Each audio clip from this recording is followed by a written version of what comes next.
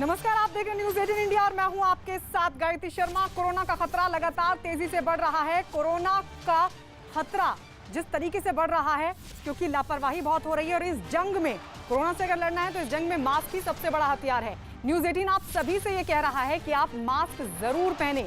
News 18 ने mask के लिए एक मुहिम भी शुरू की है, #मास्क पहनो इंडिया। न्यूज़ 18 आप सभी से ये कह रहा है कि मास्क जरूर पहने क्योंकि सावधानी सबसे बड़ा बचाव है।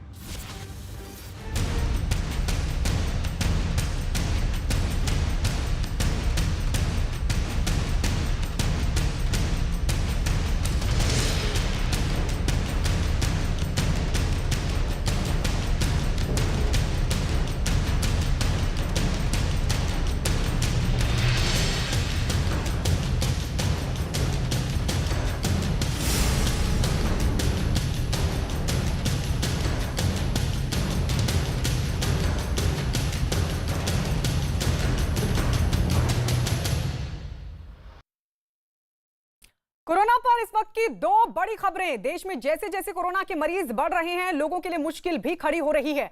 ये दो तस्वीरें हम आपको दिखाने जा रहे हैं। मुंबई और अहमदाबाद की एक तस्वीर में मुंबई में वैक्सीनेशन के लिए लोगों की लंबी लंबी कतार लगी है, तो अहमदाबाद में कोविड मरीजों की भर्ती के लिए सुबह से लंबी लाइन लगी हुई है। दो तस्वीरें हम आपको दिखा रहे हैं जिसके जरिए आप समझ सकते हैं कि हालात किस कदर चिंताजनक बने हुए हैं। एक तरफ मुंबई की तस्वीर, वैक्सीनेशन के लिए लंबी लंबी कतार, लेकिन जानकारी ये कि पर्याप्त वैक्सीन नहीं है और इसलिए लोगों को जानकारी भी नहीं दी गई। बड़ी संख्या में लोग वहां पर पहुंच गए। तो वहीं दूसरी तरफ अहमदाबाद की तस्वीर भी आप देख रहे हैं। कोविड मरीजों की भर्ती के लिए अहमदाबाद में सुबह से ही लंबी लंबी कतारें लगी हुई हैं। दोनों तस्वीरें दिखा रही है किस तरीके से अव्यवस्था का माहौल है और इस सब के बीच सबसे ज्यादा परेशानी लोगों को, एक तरफ वैक्सीन लगवाने वाले लोगों को परेशानी, तो वहीं दूसरी तरफ कोविड मरीजों को।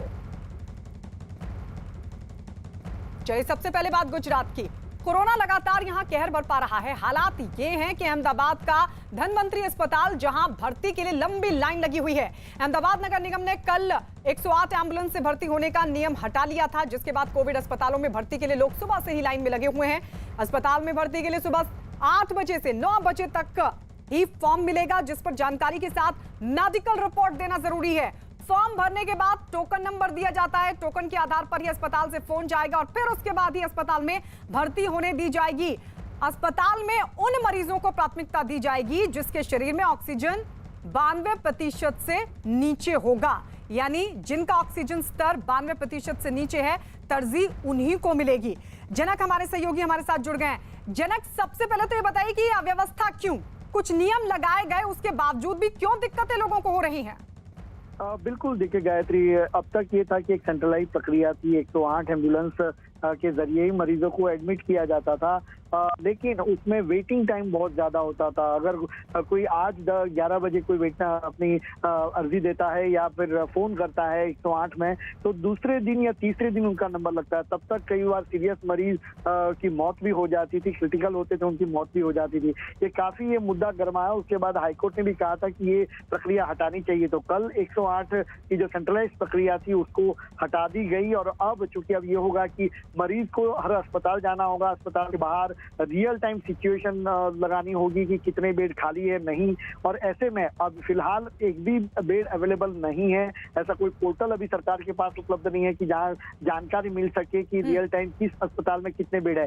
केवल ये 900 बेड का अस्पताल बना है, उसमें ही अभी यहाँ पे जगह खाली है, इस तरीके का मानना है। और इसी के चलते लोग सुबह से पर जनक, ये तो खतरा भी है ना, ये तो खतरा भी है। इतनी संख्या में लोग जिनको जानकारी नहीं है, जाहिर तौर पर वो पहुंच रहे हैं, कोविड मरीज हैं और ऐसे में खतरा तो बड़ा है कि किस कदर इतनी संख्या में कोविड मरीज बाहर खड़े हैं अस्पताल के। बिल्कुल, देखिए ये जो खड़े हैं वो मरीजों के रिश्तेदार और उसके साथ साथ मरीज दूसरी कार में है।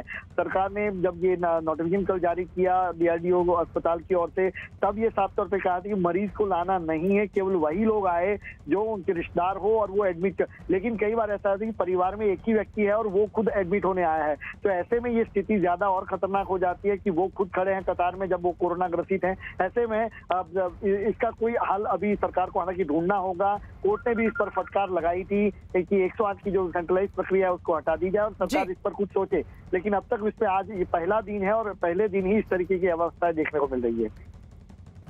बिल्कुल जनक, लौटेंगे आपके पास। तो ये लोगों की जो कोविड मरीज हैं उनकी जान को भी बड़ा खतरा, क्योंकि उन लोगों को भर्ती नहीं मिल पा रही, और दूसरी तरफ जो लोग कोविड के मरीज नहीं हैं वो उन लोगों के बीच में हैं जो कोविड के मरीज हैं, यानी खतरा उन पर भी।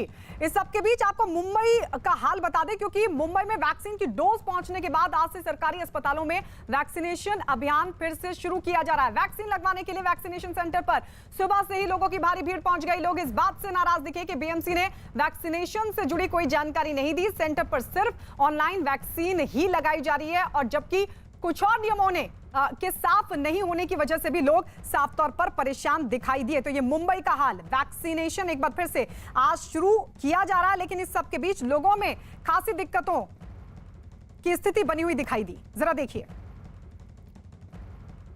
कोविशील्ड से वैक्सीन मिलने के बाद आज से मुंबई में फिर से सरकारी और बीएमसी अस्पतालों में वैक्सीनेशन की प्रक्रिया शुरू हुई, लेकिन बीएमसी के द्वारा लोगों तक जानकारी ना दिए जाने के चलते कोविड सेंटरों पर, जो वैक्सीनेशन सेंटर है वहां पर जो है भीड़ अब काफी इकट्ठा हुई। आप देख सकते हैं कि यहां पर लोग इकट्ठा हुए हैं, और इकट्ठा इसलिए क्योंकि बीएमसी की तरफ से उन्हें जानकारी मुहैया नहीं कराई गई कि आखिर कब से वैक्सीनेशन शुरू होगा, किनको किनको वैक्सीन दी जाएगी। आप तस्वीरें देखिए कि किस तरह से लोग यहां पर बड़ी संख्या में वैक्सीन लेने के लिए पहुंचे हैं। सबसे अहम चीज की सरकारी और बीएमसी अस्पतालों में ही आज वैक्सीनेशन होगा, प्राइवेट अस्पतालों में वैक्सीनेशन नहीं होगा। बीएमसी ने साफ तौर पर कहा है सेकेंड डोज वालों को प्रायोरिटी दी जाएगी, और साथ ही साथ जो ऑनलाइन रजिस्ट्रेशन करके फर्स्ट डोज के लिए आएंगे उनको ही, यानी ऑफलाइन रजिस्ट्रेशन आज बंद रहेगा पूरी तरह से। लेकिन ये जानकारी लोगों तक नहीं पहुंचाई गई, जिसके चलते बड़ी संख्या में लोग सुबह से ही जो है वैक्सीनेशन सेंटरों पर पहुंचना शुरू हो गए, और यही वजह है कि यहां पर आप देख सकते हैं कि कतारें लगी हुई हैं। और अभी इससे ठीक थोड़ी देर पहले काफी बड़ी संख्या में लोग यहां पहुंचे थे। हालांकि अब सीनियर सिटीजन्स को जो है वो अंदर जाने दिया गया है। और इस वक्त हमारे साथ हमारे सभी सहयोगी जुड़ चुके हैं। हमारे साथ प्रियंका कांडपाल दिल्ली से, दिवाकर मुंबई में मौजूद है, मनोज शर्मा भोपाल से जुड़ चुके हैं। लेकिन दिवाकर, सबसे पहले आपके पास आते हुए, ये अव्यवस्था क्यों दिखाई दी? एक तरफ कह रहे हैं कि वैक्सीन नहीं है पर्याप्त मात्रा में, जब जानकारी थी तो फिर ये जानकारी लोगों तक क्यों नहीं पहुंचाई गई? बीएमसी क्या कर रही थी? देखिए, इसका जवाब तो अभी तक बीएमसी भी नहीं दे पाई है, क्योंकि 25,000 डोजेज जो है आज कांजूर मार्ग जो कोल्ड स्टोरेज है वहां से बीएमसी और सरकारी अस्पतालों को मुहैया कराए गए हैं, लेकिन स्टॉक लिमिटेड है, इसलिए लिमिटेड लोगों को ही वैक्सीन लगाई जा सकती है। बीएमसी ने जो नियम बनाया उसमें सफाई होनी चाहिए, लोगों तक जो नियम पहुंचना चाहिए वो नहीं पहुंचा, जिसके चलते तमाम कोविड सेंटर, चाहे नेस्को का कोविड सेंटर हो या फिर बीकेसी का कोविड सेंटर हो, बड़े बड़े सेंटरों पर इस तरह की भीड़ देखी जा रही है। और जो अभी तक जानकारी सामने आई है कि नेस्को जो गोरेगांव इलाके में सबसे बड़े वैक्सीनेशन सेंटरों में से एक है, वहां पर 1 से 2 किलोमीटर के आसपास लाइन लगी हुई है।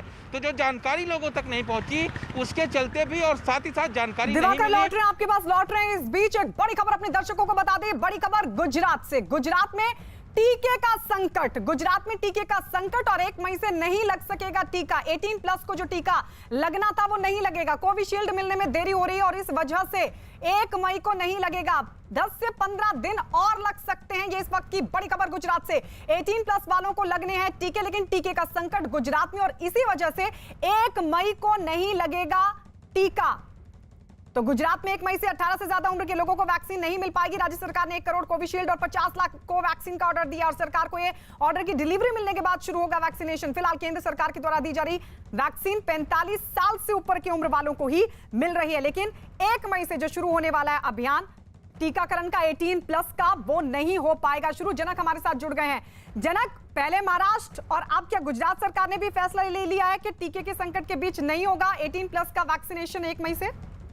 देखिए, जो इम्यूनाइजेशन ऑफिसर हैं जिनके पास पूरी जिम्मेवारी है वैक्सीनेशन की पूरी प्रक्रिया की गुजरात में, उनसे जो हमारी बात हुई उसके मुताबिक जो 1.5 करोड़ डोज का जो ऑर्डर दिया है, 1 करोड़ कोविशील्ड और 50 लाख कोवैक्सीन का, वो जो वैक्सीन उत्पादकों की ओर से डिलीवरी मिलने में देरी होगी, और वो देरी के चलते ही 1 तारीख से जो 18 साल से उम्र के लोगों का जो वैक्सीनेशन की प्रक्रिया थी वो नहीं हो पाएगी। क्योंकि फिलहाल अभी 45 साल के ऊपर के जितने लोग हैं उनकी वैक्सीन की प्रक्रिया रोजाना चल रही है, और रोजाना तकरीबन 1.5 से 2.25 लाख लोगों को वैक्सीन लग रही है, तो वो जो ऑपरेशन वो कहीं बाधित नहीं होना चाहिए। और जो नया ऑर्डर है वो आए उसके बाद ही वो 18 से 45 साल का जो आयु से जिनको वैक्सीन देने जानी है उनको मिले। तो वो वैक्सीन का जो डिलीवरी है वो आने में उनको लग रहा है कि 1 हफ्ते से 2 हफ्ते जितना वक्त लग सकता है, ये सरकार का मानना है। ऐसे में वो प्रक्रिया रजिस्ट्रेशन भले ही हो, लेकिन 1 तारीख से 18 से 45 आयु वाला जो स्लॉट है जिसमें जिन लोगों को वैक्सीन मिलनी थी वो फिलहाल नहीं मिलने की गुंजाइश दिख रही है।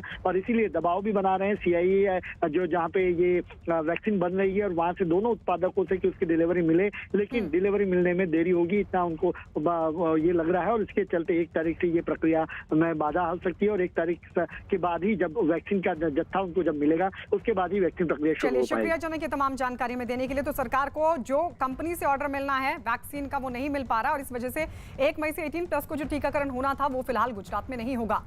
और आइए अब आपको बताते हैं दिल्ली में क्या हाल है। दिल्ली में कोरोना के हालात लगातार बिगड़ रहे हैं। दिल्ली में पिछले 24 घंटों की अगर बात करें तो कोरोना के जो आंकड़े सामने आए उसके बाद राज्य सरकार की नींद एक बार फिर से उड़ सकती है। दिल्ली में पिछले 24 घंटे में कोरोना के 25,986 नए केस सामने आए, जबकि कोरोना की वजह से 368 लोगों की मौत हुई। पिछले एक दिन में 20,458 मरीज ठीक होकर अपने घर लौट चुके हैं, लेकिन नहीं थम रहा है बढ़ती केसों का आंकड़ा। और यही वजह है कि लगातार दिल्ली में हालात चिंताजनक बने हुए हैं। दिल्ली से प्रियंका कांडपाल हमारे साथ जुड़ी हुई है। पॉजिटिविटी रेट भी लगातार बढ़ रहा है प्रियंका, 31.76% तक जा पहुंचा है। क्यों आखिर आंकड़े दिल्ली में इतने बढ़ रहे हैं जबकि लॉकडाउन बढ़ा दिया गया है दिल्ली में? क्या लॉकडाउन का भी कोई असर होता नहीं दिख रहा? लॉकडाउन का तो बिल्कुल कोई असर दिल्ली की सड़कों पर नजर नहीं आ रहा है गायत्री, और यही कारण है कि लगातार केसेस भी बढ़ते जा रहे हैं। दिल्ली की सड़कों पे आम दिन जैसा हाल है, लोग गाड़ियां लेकर घरों से निकल रहे हैं, काम हो चाहे काम नहीं हो। संक्रमण दर की जहां पर बात की जाए तो संक्रमण दर जरूर कम हुआ है, 35 से 31 तक ये संक्रमण दर पहुंचा है, लेकिन पॉजिटिव केसेस की अगर बात करें तो उनमें किसी भी तरीके की कमी देखने को नहीं मिल रही है। 25,000 से ज्यादा कल भी केसेस सामने आए हैं, और इतना ही नहीं, जो मौत का आंकड़ा है वो भी पिछले 3 दिनों से 350 से ज्यादा बना हुआ है। परसों 381 लोगों की मौत हुई थी और कल 360 लोगों से ज्यादा लोगों की मौत दिल्ली में हुई है। तो मोर्टालिटी ज्यादा देखने को मिल रही है। अब तक 15,000 लोग कोरोना के चलते अपनी जान गंवा चुके हैं।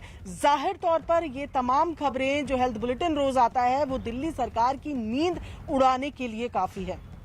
जी प्रियंका, लौटेंगे आपके पास। और इस बीच बता दें कि मध्य प्रदेश में बड़े शहरों में जारी लॉकडाउन के बीच कोरोना का कोराम लगातार जारी है। बीते अगर 24 घंटों की बात करें तो राज्य में 12,700 से ज्यादा नए केस सामने आए और इसी दौरान 105 लोगों की मौत हो गई। नए आंकड़ों को मिलाकर राज्य में कुल एक्टिव मरीजों की संख्या 92,773 हो चुकी है, जबकि इसके साथ ही पॉजिटिविटी रेट भी गिरकर 21.7% पर जा पहुंचा है। वहीं राज्य में बड़े शहरों का हाल अब भी लगातार खराब बना हुआ है। भोपाल की अगर बात करें एक दिन में 1811 नए केस, इंदौर में 1811, जबलपुर में 795 और ग्वालियर में 1024 नए मरीज सामने आए हैं। बड़े शहरों में लगातार हालात जस के तस बने हुए हैं बड़े शहरों में, जबकि सख्ती है बहुत। इस सब के बीच भी हालात ये कि लगातार आंकड़े कोरोना पॉजिटिव मरीजों के बढ़ रहे हैं। मनोज भोपाल से हमारे साथ बने हुए हैं। वही सवाल मनोज आपसे, बड़े शहर जहां पर लॉकडाउन भी है, सख्ती भी है, उसके बावजूद भी आखिर क्यों ये हाल है बड़े शहरों का? जाहिर तौर पर इन शहरों में जब लॉकडाउन जब लगना था, या कोरोना कर्फ्यू, या सरकार ने नाम फिर बदला, उसको कहा कि जनता कर्फ्यू, ये काम जो पहले होना था वो सरकार की तरफ से जो देरी हुई उसकी वजह से संक्रमण का जो स्तर है, आप देखिए बीते 15 दिन से लगातार बड़े हॉटस्पॉट बने हुए हैं। भोपाल, इंदौर, ग्वालियर, जबलपुर, और जो आंकड़ा निकल के आ रहा है कि 1800, 1700, 1750 लगातार भोपाल और जबलपुर से, भोपाल और इंदौर से ऐसे मामले आ रहे हैं। तो जाहिर तौर पर एक विषय ये है। दूसरा, अब सरकार कह रही है, जो मुख्यमंत्री शिवराज सिंह चौहान ने इशारा किया है, अभी सरकार के ऑर्डर होना बाकी है कि 10 तारीख तक मध्य प्रदेश में ये जो जनता कर्फ्यू है वो 10 तारीख तक चल सकता है। यानी अभी सरकार इसे एक बार और बढ़ाएगी, खासतौर पर जो शहर जो हैं ज़्यादा संक्रमित हैं। क्योंकि एक बात जो पहले कही जा रही थी कि 1 लाख का आंकड़ा पकड़ेगा, जो प्रोजेक्शन था कि अप्रैल के अंत तक जो एक्टिव केस है वो 1 लाख तक पहुँच जाएंगे, वो हालांकि अब जाकर 93,000 1000 के आसपास टिके हुए हैं। लौट रहे हैं मनोज आपके पास। इस बीच बता दें कि भारत में 1 मई से टीकाकरण का चौथा चरण शुरू हो रहा है, जिसमें 18 साल से ज्यादा उम्र के सभी लोगों को वैक्सीन लगाई जाएगी। बुधवार से इस चरण में टीका लगवाने के लिए रजिस्ट्रेशन प्रक्रिया भी शुरू हुई तो रिकॉर्ड टूट गए।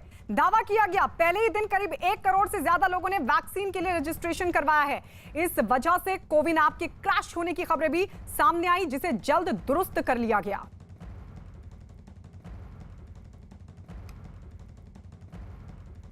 कोरोना महामारी हर रोज हजारों लोगों की जान ले रही है। किसी को ऑक्सीजन की जरूरत है, किसी को अस्पतालों में बेड की, कोई वेंटिलेटर के लिए परेशान है तो कोई इंजेक्शन और दवाओं के लिए जंग लड़ रहा है।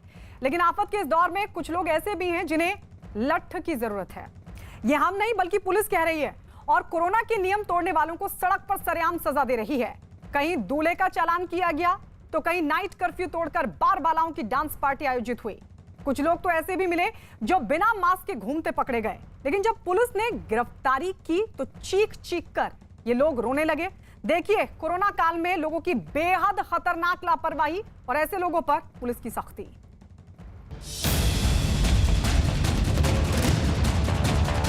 अरे किच्छु होगा नहीं।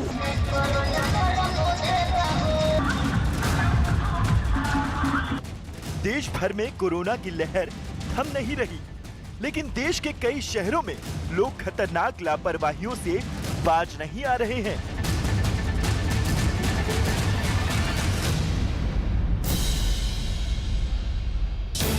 मध्य प्रदेश के देवास में लॉकडाउन नियमों का उल्लंघन करने पर दूल्हे का चालान काट दिया गया। देवास में शादी के लिए जा रहे दूल्हे की गाड़ी को सयाजी गेट थाने की पुलिस ने रोका। पुलिस वालों ने चेकिंग की तो दूल्हे की गाड़ी में 4 लोग सवार थे। फिलहाल गाड़ी में ड्राइवर के साथ पीछे बैठकर सिर्फ 2 लोगों को जाने की इजाजत है। पुलिस ने दूल्हे को कार से उतारा और चालान काटा। चलिए रसीद कटवाइए। कोरोना के काल में आप लोगों ने और कितने लोग इकट्ठे किए थे घरों में कितने इकट्ठे किए थे? 4 तो यहीं घूम रहे हो। देवास पुलिस के मुताबिक कोरोना की वजह से सभी तरह के सामाजिक सांस्कृतिक कार्यक्रम यहां तक कि शादी की भी इजाजत नहीं है। इसलिए जो भी लॉकडाउन के नियमों को तोड़ता मिला, पुलिस ने उसे सड़क पर ही या तो चालान काटा या फिर उठक बैठक लगवाई। चलिए 10 कान पकड़ो। हाँ चलिए दीजिए दूल्हे के साथ जो कान में 10। देवास पुलिस ने कोरोना नियम को तोड़कर बेवजह घूमने वालों के लिए अस्थायी जेल भी बनाई है। दूल्हे राजा जो है सांवेर से आ रहे थे और बिना किसी कारण के यहाँ से जाते हुए पाए गए थे। उनसे 1000 रुपये उनका जुर्माना किया गया है, उनसे जुर्माना वसूल किया गया है। बिहार में कोरोना मरीजों का आंकड़ा आंधी की तरह रफ्तार से बढ़ रहा है, लेकिन यहाँ के औरंगाबाद जिले में नाइट कर्फ्यू तोड़कर डांस पार्टी हो रही है। कोरोना पीड़ितों को लेकर इससे बड़ी लापरवाही क्या होगी? जिस दौर में लोग महामारी से परेशान लोगों की मदद कर रहे हैं, घरों में रहकर कोरोना नियमों का पालन कर रहे हैं, उस दौर में औरंगाबाद के दाऊद नगर में बार बालाओं की डांस पार्टी आयोजित की गई।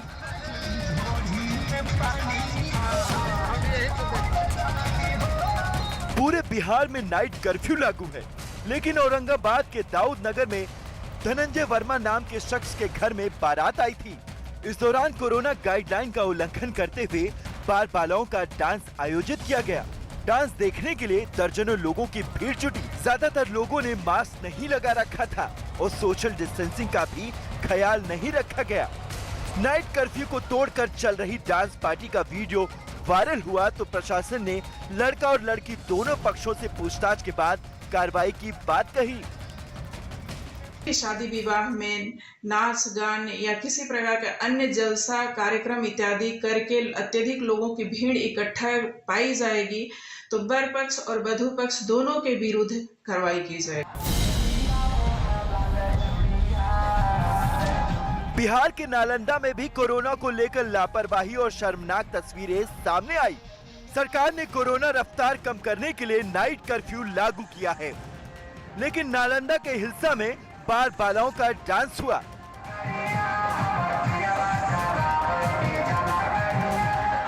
स्थानीय पुलिस के मुताबिक नालंदा में रामपुर पंचायत के मुखिया शिव कुमार ने बार बालाओं से डांस करवाया। इस दौरान करीब 100 लोगों से ज्यादा लोगों की भीड़ जुटी। इस भीड़ में शायद ही किसी ने मास्क लगाया हो। लोग एक दूसरे के करीब बैठे नजर आए। ऐसे ही आयोजन से कोरोना वायरस को रफ्तार मिलती है। जब तक ऐसी लापरवाही होती रहेगी तब तक कोरोना को रोकना मुमकिन नहीं है।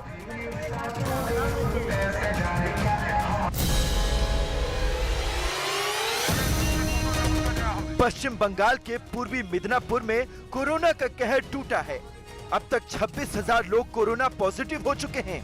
ऐसे में पुलिस को बेवजह घूमने वाले लोगों पर सख्ती करनी पड़ रही है। सड़कों पर गश्त के दौरान पुलिस को कुछ ऐसे लोग भी मिले जो बिना मास्क के घूम रहे थे। उनमें से एक युवक को पुलिस ने हिरासत में ले लिया। जो युवक थोड़ी देर पहले ही बिना मास्क के घूम रहा था, वो पुलिस की गिरफ्त से बचने के लिए पूरी ताकत लगाते हुए रोने लगा।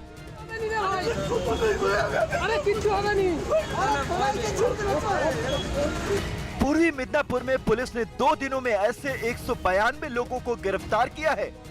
पुलिस का कहना है कि लाउडस्पीकर से लगातार लोगों को कोरोना नियमों का पालन करने के लिए जागरूक किया जा रहा है, लेकिन नियम तोड़ने वालों के खिलाफ एक्शन भी जारी है।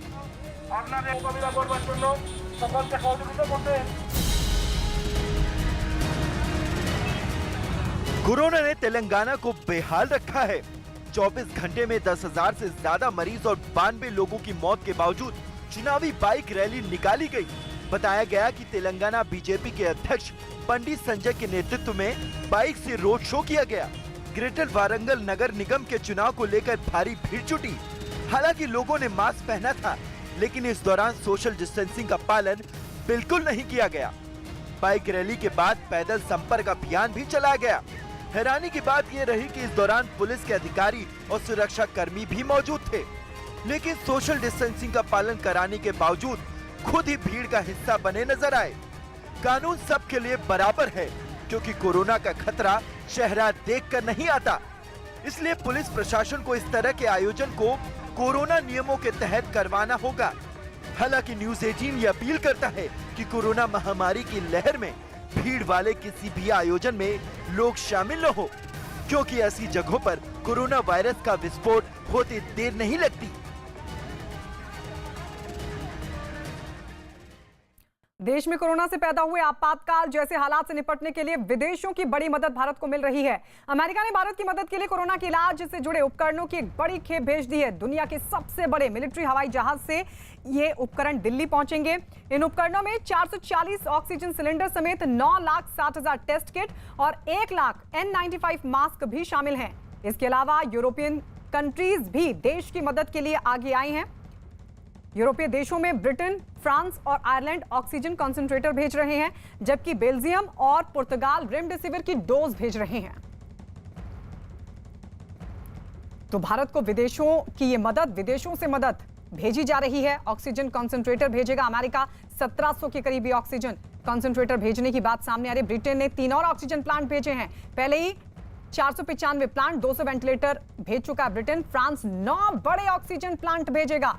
फ्रांस की 5 ऑक्सीजन कंसंट्रेटर की भी मदद भारत को मिलने जा रही है। तो विदेशों से भी भारत को लगातार मदद, और इस सब के बीच कोशिश यही कि किस तरीके से देश में जो हालात हैं उनसे निपटा जा सके। मुंबई में लगातार बढ़ रहे कोरोना के कहर के बीच मुंबई पुलिस ने अपने जवानों को खतरे से बचाने के लिए कुछ खास कदम उठाए हैं। मुंबई पुलिस में काम करने वाले 50 साल से ज्यादा की उम्र के पुलिस कर्मियों को हफ्ते में 2 दिन की छुट्टी मिलेगी। साथ ही जिन कर्मचारियों को गंभीर बीमारी है उन्हें भी हफ्ते में 2 दिन की छुट्टी दी जाएगी। मुंबई पुलिस के मुताबिक सिपाही से लेकर ASI रैंक के कर्मचारियों के लिए फैसला लिया गया है। साथ ही पुलिस थाने से जिन कर्मचारियों का घर 1 घंटे की दूरी पर है उन्हें थाने के नजदीक आवास मुहैया करवाया जाएगा, जिसकी जिम्मेदारी थाना इंचार्ज की होगी। मुंबई पुलिस के मुताबिक ये फैसला कर्मचारियों की सुरक्षा के मद्देनजर लिया गया है।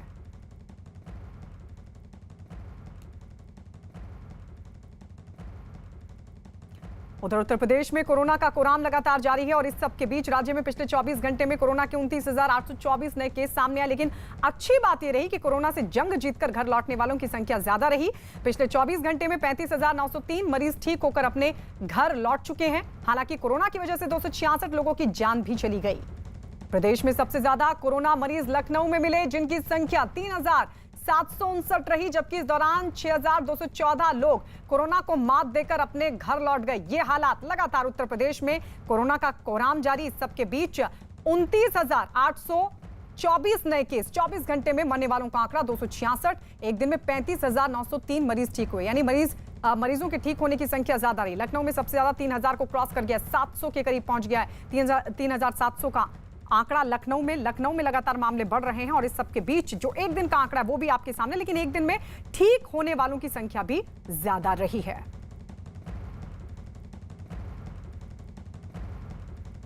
एक तरफ बंगाल में चुनाव अपने आखिरी पड़ाव पर है, तो वहीं राज्य में कोरोना का कहर दिन ब दिन बढ़ रहा है। राज्य में पिछले 24 घंटे में कोरोना के रिकॉर्ड मामले सामने आए। पिछले एक दिन में 17,207 कोरोना के नए मरीज मिले, जबकि कोरोना की वजह से 77 लोगों की मौत हो गई। राज्य में कोरोना की वजह से अब तक 11,000 से ज्यादा लोगों की मौत हो चुकी है।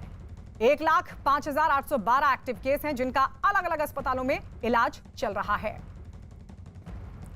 तो ये बंगाल का हाल, बंगाल में जहां आज आखिरी दौर के लिए मतदान हो रहा है, इस सब के बीच कोरोना का कहर लगातार जारी है। देखिए किस तरीके से एक्टिव केस, एक दिन में रिकॉर्ड 17,207 नए मामले बंगाल में और 77 लोगों की मौत हो गई पिछले 24 घंटों में। भारत में कोरोना के बढ़ते मामलों के बीच रूस से मेडिकल जरूरतों की पहली खेप आज भारत पहुंच गई है। रूस ने भारत को भेजी पहली खेप में 20 oxygen concentrator, 75 ventilator, 150 bedside monitor और दवाइयां शामिल हैं। रूस से 2 उड़ानें ये सारी मदद लेकर तड़के सुबह दिल्ली पहुंची। पीएम मोदी और रूस के राष्ट्रपति के बीच कल ही फोन पर बातचीत हुई थी, जिसमें रूस ने कोरोना के खिलाफ मदद का ऐलान किया था। यही नहीं, ब्रिटेन की भेजी गई मदद भी भारत तक पहुंच चुकी है। ब्रिटेन ने 120 कंसंट्रेटर के अलावा दवाइयां और मेडिकल उपकरण भी भेजे हैं। तो रूस से भी पहुंची है मदद। कल ही प्रधानमंत्री नरेंद्र मोदी की तरफ से रूस के राष्ट्रपति के साथ बातचीत हुई थी, उसकी जानकारी खुद पीएम ने दी थी और उसके बाद रूस से पहुंच गई है मदद भारत। तो वहीं ब्रिटेन की तरफ से भी मदद पहुंच चुकी है। तो लगातार विदेशों से मदद पहुंच रही है भारत तक। इस सब के बीच फ्रांस भी मदद देगा, लेकिन जो बड़ी जानकारी मिल रही है वो ये कि भारत को भेजी पहली खेप रूस की तरफ से 20 oxygen concentrator, 75 ventilator, 150 bedside monitor और दवाएं शामिल हैं। तो वहीं ब्रिटेन से भी मदद पहुंची। और इस सबके बीच एक बड़ी खबर आपको बता दें, उत्तराखंड हाईकोर्ट के निर्देश, उत्तराखंड हाईकोर्ट की तरफ से निर्देश दिए गए हैं। उत्तराखंड हाईकोर्ट ने राज्य सरकार को एक दिन में 30,000 से 50,000 RT-PCR टेस्ट करवाने का आदेश दिया है। कोरोना के बढ़ते मामलों पर लगाम लगाने के लिए कोर्ट ने सरकार से देहरादून, हल्द्वानी और जो दूसरी जगह है वहां पर टेस्ट की संख्या को बढ़ाने के लिए कहा है। और साथ ही राज्य में 2500 रजिस्टर्ड डेंटिस्ट की मदद लेकर डॉक्टरों की समस्या हल करने का भी आदेश दिया है। तो ये बड़ा आदेश उत्तराखंड हाईकोर्ट की तरफ से राज्य सरकार को, टेस्ट बढ़ाइए, एक दिन में 30,000 से 50,000 RT-PCR टेस्ट करवाने का आदेश ये दिया गया है हाईकोर्ट की तरफ से। और इस वक्त सुनील नप्रभात हमारे सहयोगी फोन लाइन पर मौजूद हैं। सुनील, क्या कहा है हाईकोर्ट ने? देखिए गायत्री, जिस तरह से उत्तराखंड में लगातार कोविड पॉजिटिव मामले सामने आ रहे हैं, 5,000, 6,000, 4,000 लगातार बढ़कर मामले सामने आ रहे हैं, उसको देखते हुए हाईकोर्ट ने भी चिंता जताई और हाईकोर्ट ने राज्य सरकार से कहा है कि वो कम से कम 30 से 40,000 के आसपास जो RT-PCR टेस्ट हैं उनको रोज राज्य में करे। क्योंकि अभी तक अगर हम केवल कल की बात करें तो कल 24 घंटे में 44,000 RT-PCR और एंटीजन दोनों मिलाकर करीब 44,000 के आसपास टेस्ट हुए थे। लेकिन राज्य में एक बड़ी चीज गायत्री ये भी देखने को मिल रही है कि बड़े पैमाने पर जो सैंपल का बैकलॉग है वो अभी भी पड़ा हुआ है। 30 से 40,000 का बैकलॉग राज्य सरकार के पास पड़ा हुआ है। जो तमाम लैब्स हैं उनमें जो मैन पावर है वो बेहद कम है। यहाँ पर लोगों की जो RT-PCR टेस्ट है वो हफ्ते भर बाद भी लोगों को उसकी रिपोर्ट नहीं मिल पा रही है। और कई केस में देखने को मिला कि पेशेंट गंभीर हालत में पहुंच गया, सीरियस हालत में पहुंच गया, जब उसकी डेथ हो गई उसके बाद जाकर उसकी जो रिपोर्ट है वो यहाँ पर मिल रही है कि पेशेंट की डेथ होने के बाद। और इसलिए आंकड़े भी सही नहीं आ रहे हैं, आंकड़े भी सही नहीं है, रिपोर्ट भी सही नहीं आएगी क्योंकि हफ्ते भर तक सैंपल पड़े हुए हैं। शुक्रिया सुनील हमारे साथ जुड़ने के लिए। और इसीलिए हाईकोर्ट ये कह रहा है कि एक दिन में 30,000 से 50,000 RT-PCR टेस्ट करवाने होंगे उत्तराखंड सरकार को। और इस सबके बीच एक बड़ी खबर आपको बता दें, कोरोना के खतरे के बीच पश्चिम बंगाल में आज 8वें और आखिरी चरण के लिए वोटिंग लगातार जारी है और इस चरण में 4 जिलों की कुल 35 विधानसभा सीटों पर वोट पड़ रहे हैं। आखिरी चरण के लिए 84 लाख से ज्यादा मतदाता अपने मताधिकार का इस्तेमाल कर रहे हैं और इस चरण में मालदा की 6, बीरभूम की 11, मुर्शिदाबाद की 11 और कोलकाता उत्तर की 7 विधानसभा सीटें शामिल हैं। इसके अलावा कूच बिहार में शीतलकुची सीट के लिए मतदान केंद्र संख्या 126 में भी आज वोटिंग हो रही है। 2016 के विधानसभा चुनाव के नतीजों की अगर बात करें तो इन 35 सीटों में टीएमसी ने 17 सीटों पर जीत दर्ज की थी, जबकि लेफ्ट गठबंधन को 16 सीटें मिली थी। वहीं बीजेपी महज 1 सीट पर ही जीत सकी थी। तो ये बंगाल में आज आखिरी 7 चरण का मतदान हो चुका है और 8वां दौर आज यानी आखिरी दौर का आज मतदान लगातार जारी है। 35 सीटों पर डाले जा रहे हैं वोट। इस सब के बीच आपको बता दें, मालदा की 6 है, बीरभूम की 11 है, मुर्शिदाबाद की 11, कोलकाता उत्तर की 7 विधानसभा सीटें। कूच बिहार में शीतलकुची सीट के मतदान केंद्र की संख्या 126 में भी आज वोटिंग हो रही है, जहां पर हिंसक घटना के बाद रोक दी गई थी जो वोटिंग है, उसके बाद आज फिर यहां पर वोटिंग हो रही है। लेकिन अगर 2016 की बात करें तो 35 सीटों में, इन 35 सीटों में जहां आज वोटिंग हो रही है उनमें टीएमसी ने 17 सीटों पर जीत हासिल की थी, लेफ्ट गठबंधन को 16, महज बीजेपी को 1 सीट पर जीत मिली थी। यानी यहां पर कड़ा मुकाबला टीएमसी, लेफ्ट और बीजेपी के बीच। हालांकि 7 चरणों की अगर बात करें तो सीधा मुकाबला टीएमसी और बीजेपी के बीच था, लेकिन इस पड़ाव में, इस आखिरी दौर में मुकाबला टीएमसी, लेफ्ट और बीजेपी के बीच। पश्चिम बंगाल में कोरोना की रफ्तार तेजी से बढ़ रही है। वहीं कोरोना की वजह से पूर्व टीएमसी विधायक गौरीशंकर दत्ता का निधन हो गया। 73 विधानसभा सीट से विधायक रहे गौरीशंकर दत्ता हाल ही में टीएमसी छोड़कर बीजेपी में शामिल हुए थे। 70 साल की गौरीशंकर की कोरोना रिपोर्ट पॉजिटिव आई थी, जिसके बाद उनका इलाज चल रहा था, लेकिन उन्हें बचाया नहीं जा सका। तो पूर्व टीएमसी विधायक का निधन हो गया। हाल ही में टीएमसी छोड़कर बीजेपी में शामिल हुए थे। उनकी रिपोर्ट पॉजिटिव आई थी, इलाज चल रहा था, लेकिन जान नहीं बच सकी। कोरोना की वजह से उनका निधन हुआ है। गौरीशंकर दत्ता, जिनका कोरोना की वजह से निधन हो गया।